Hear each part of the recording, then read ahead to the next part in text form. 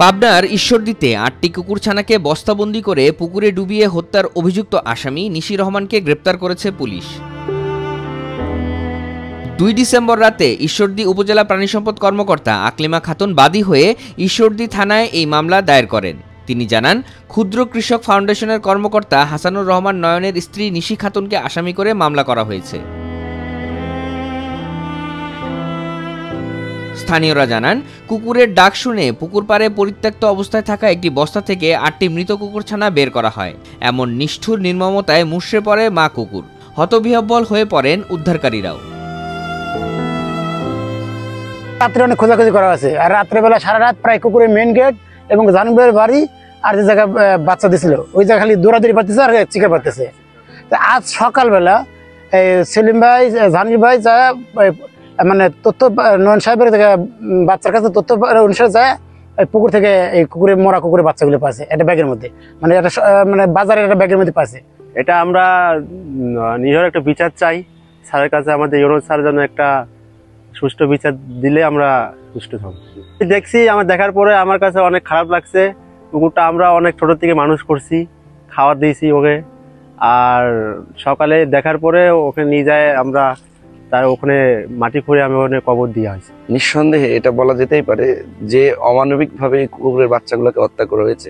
ব্যাগের মধ্যে মুড়ায়ে মুখ বন্ধ করার পরে পানিতে ফেলে হত্যা করেছে। যে এভাবে অমানবিকভাবে এই নিরীহ বাচ্চাগুলোকে হত্যা করতে পারছে, কালকে যে সে মানুষ হত্যা করবে না এমন তো বলা যায় না। জানা যায়, ঈশ্বরদী উপজেলার বিদায়ী নির্বাহী কর্মকর্তা সুবীর কুমার দাস পরম আদরে লালন পালন করতেন কুকুরটি, ডাকতেন লালটু নামে। তিনি চলে যাওয়ার পর লালটু ও তার ছানারা অনেকটা আশ্রয়হীন হয়ে পড়ে। খাবারের জন্য ধর্ণা দেয় ক্ষুদ্র কৃষক ফাউন্ডেশনের ব্যবস্থাপক হাসানুর রহমানের বাড়ির দরজায়। এতে বিরক্ত হয়ে বস্তাবন্দি করে কুকুরছানাগুলোকে পুকুরে ফেলে দেন তার স্ত্রী নিশি।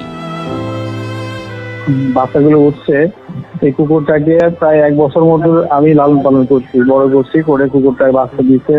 সেই বাচ্চাটাকে আমি গতকালকে দুপুরে যখন অফিস থেকে বাসায় যাই দেখি যে আমার কুকুরের বাচ্চাগুলো নেই, এবং তখন আমি সেগুলোকে দুপুর থেকে চিল্লাপালা করছি, সবাইকে বলছি যে আমার কুকুরের বাচ্চা কে নিয়ে গেছে।